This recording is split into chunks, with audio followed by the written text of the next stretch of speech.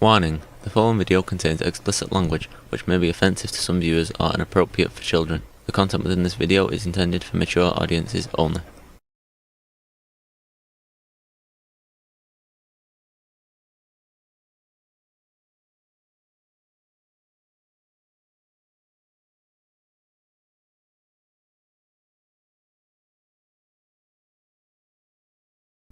Hello and welcome to this video. I hope everyone's doing good today. Enjoying life. We will be continuing our journey into Hunter S. Thompson's Kingdom of Fear. But before we do that, I need to remind everybody that on Saturday and Sunday, I upload one episode of my commentary reaction to an entire episode of Welcome to Night Vale. This is a Welcome to Night Vale is a spoof on the horror genre, and if you like funny stuff making fun of scary stuff, it's pretty good show to catch. So with that being said, let's get into this thing, or get into Kingdom of Fear. The way I said that kind of sounded like we're going to do Welcome to Night Vale, but we're doing Kingdom of Fear. We may have to go outside the characteristics of the city of Denver for this. The points of the law that are going to be decided once again, however vaguely, in this appeal hearing, and hopefully the retrial, are overwhelmingly odious and spurious. Yeah, like I said in other videos, this, at the time this was going down, I vaguely remember it. But after the first time I read this book and went into researching it, this case is almost as bizarre as Thompson's life, and I could see why he was drawn to it.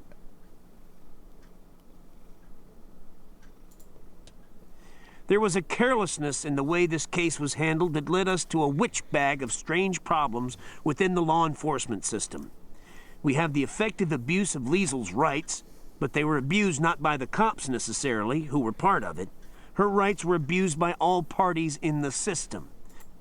And yeah, that happens, especially depending on what part of the country you live in. I can't speak for Denver, but I can speak for Texas, and yeah, stuff like that, wrong last name, wrong sounding last name, yeah, could all throw your case one way or another. Liesel's end of the case was taken very lightly. President Clinton was actively campaigning against cop killing at the time. Then his hate crimes bill passed in Congress, and the Denver police were understandably up in arms about the death of one of their own. Yeah, the tragic death of a law enforcement officer is always going to be tragic and will always stay tragic if we live in a moral and just society. However, putting somebody in prison just because you feel somebody has to go to prison is just as egregious as killing a cop. But we want to remember that 2 people came out of this thing dead, and there was no real explanation for it during the legal process in Liesel's first trial. That leaves critical questions.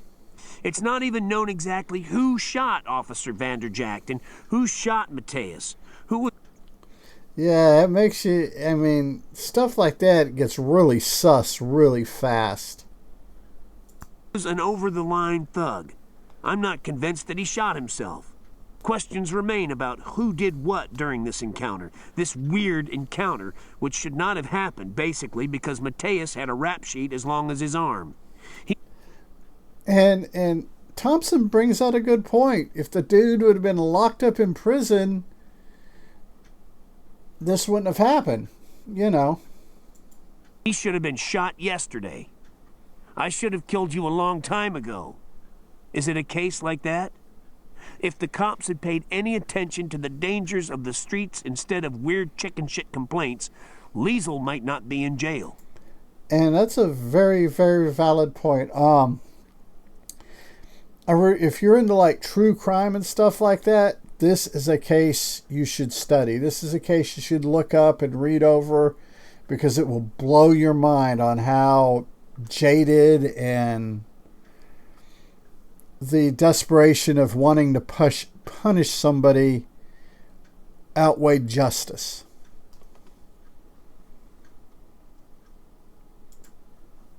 The actions and behavior of the police in this berserk episode involving 40 or 50 officers at one time were not examined.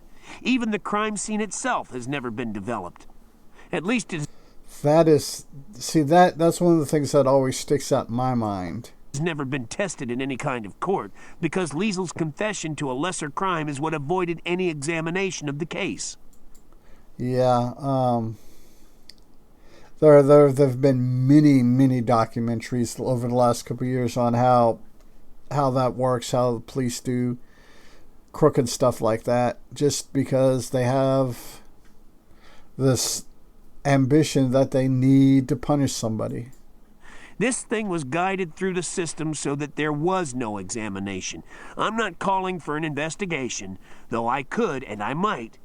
I am calling for a retrial. Yes.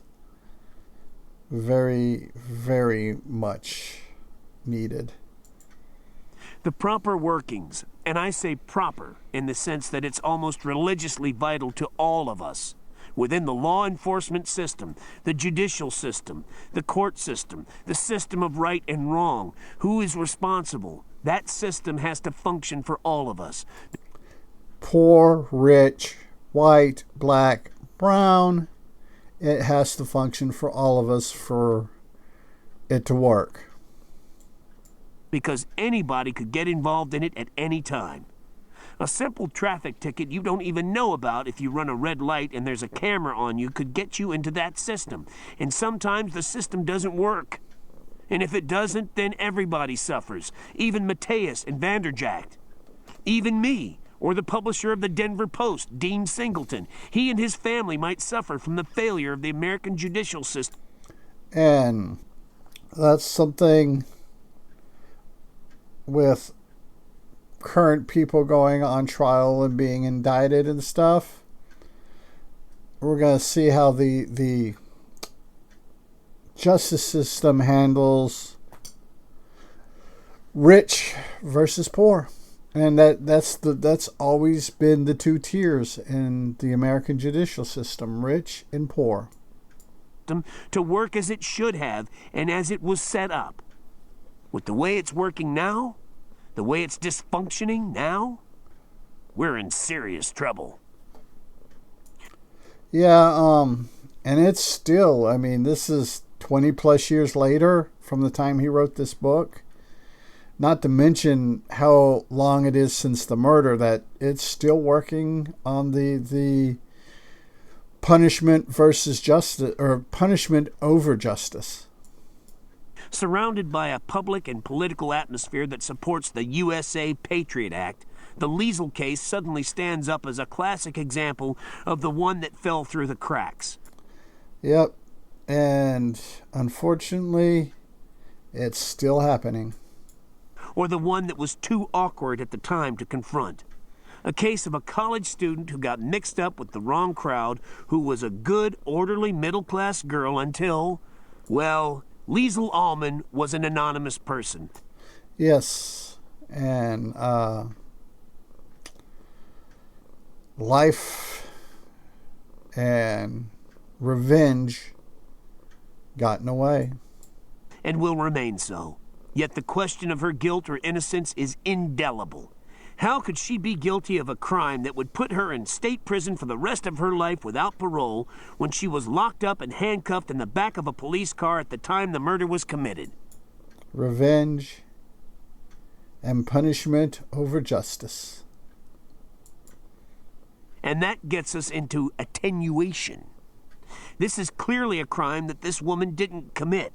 A crime that any of you might be guilty of every time you drive to a 7-Eleven, say, and the person next to you in the car, a friend perhaps, wife, lover, stranger, gets out of the car and says, "Okay, I'll run in and get it. We've had a hard day and night with this goddamn legal stuff. I'm about to flip. We're under terrible pressure, so I'll go in and get us some more beer.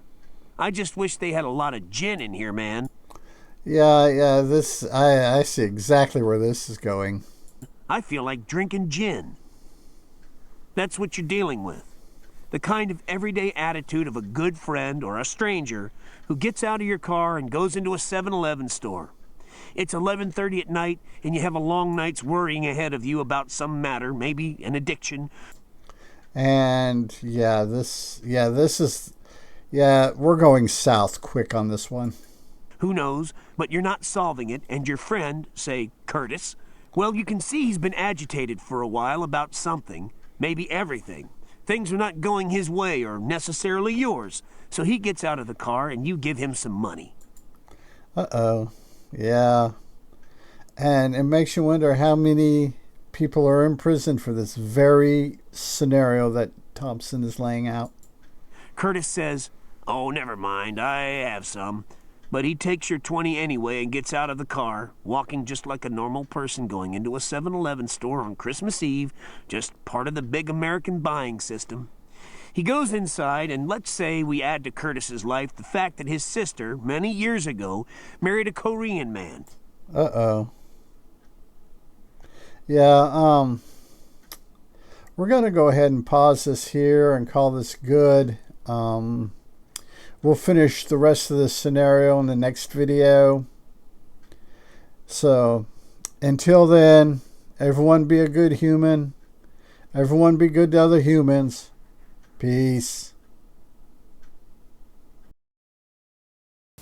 Hey, it's 10 p.m. Do you know where your children are?